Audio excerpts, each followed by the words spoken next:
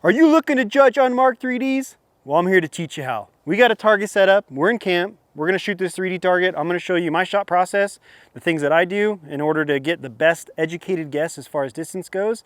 And hopefully these tips will help you guys in the future when you guys shoot your unmarked 3Ds. So let's get started. All right, so first things first, make sure you take the glasses off.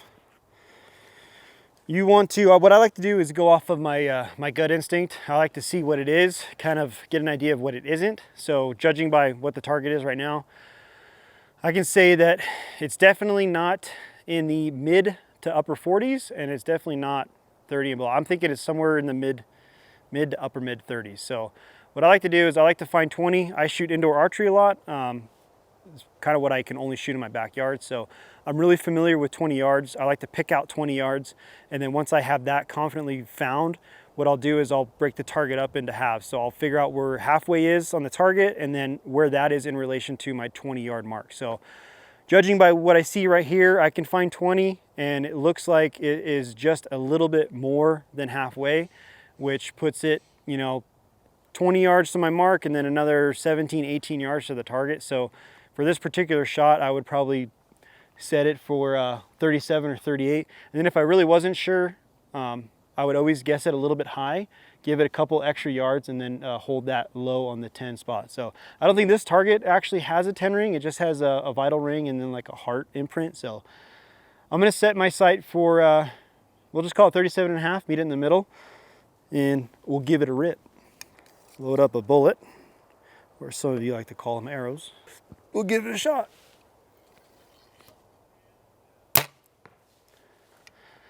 See where that hit. All right, not too bad. We'll go up and take a look at it. But if it had some scoring rings, I think it would probably be a 10. But like I said, find 20 or whatever you can shoot consistently and confidently. Maybe you have 20 yards in your backyard that you can shoot, or local indoor range you can shoot 20 yards. Get confident in finding that, and then try to break down halfway to the target and then find 20. That's really helped me over the years. Nothing beats practice and getting outside and doing this. So even if you want to go hike a trail, take your rangefinder with you and just randomly judge yardages on different things and check with your rangefinder.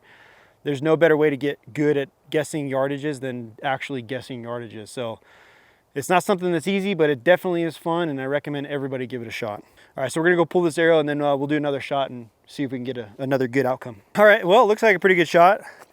Like I said, I shot it, I set my sight for 38, held it right behind the shoulder, and got a good outcome. So let's pick somewhere else to shoot from. All right, now, because I think that small block target is at 20, I'm gonna basically do my judging from that target to the deer target. So what's really tricky too sometimes on these uphill shots is that the amount of dirt or land past that my 20 mark can be kind of deceiving. A lot of times you'll think it's less than what it is. So like for instance on this one, just by looking at it right here, I would say 7 yards past it, so 27, but knowing that it is on an incline and it's probably a little bit further, I'm gonna probably say 30 yards. I'm gonna give it 10 yards from that target to the deer. But what I'm gonna do is I'm gonna hold my pin after it's set at 30, just on the bottom of what would be the 10. So I get my sight set for 30, and then we'll give it another shot. I'm gonna aim just a hair low. So if I'm right, it's good. If I'm wrong and it's high, I'm still good.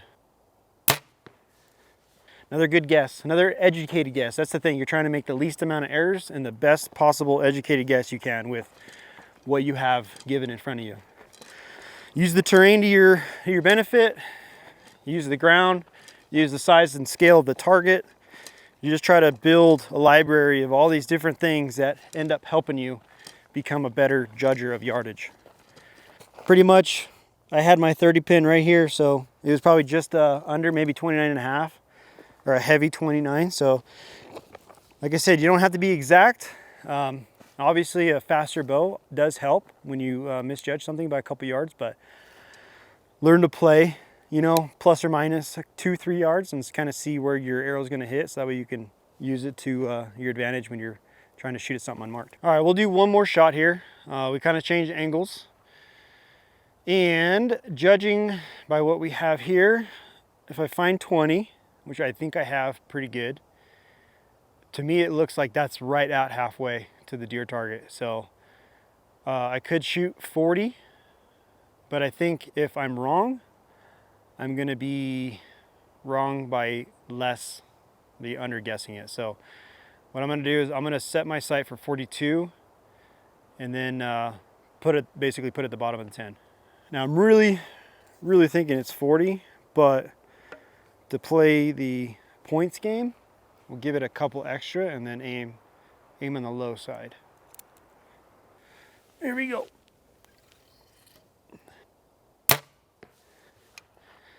Felt good, broke good. I think another good guess. So I held 40 just a little bit low, and or 42 rather, just a little bit low, and it hit a couple yards higher than what I had. So I think it was right at 40. It's a good way to do it. Hopefully this video helped. If you guys have any questions, feel free to comment down below. And then if you guys have other ways that you judge unmarked yardage, please let us know in the comments, because I always like learning new ways.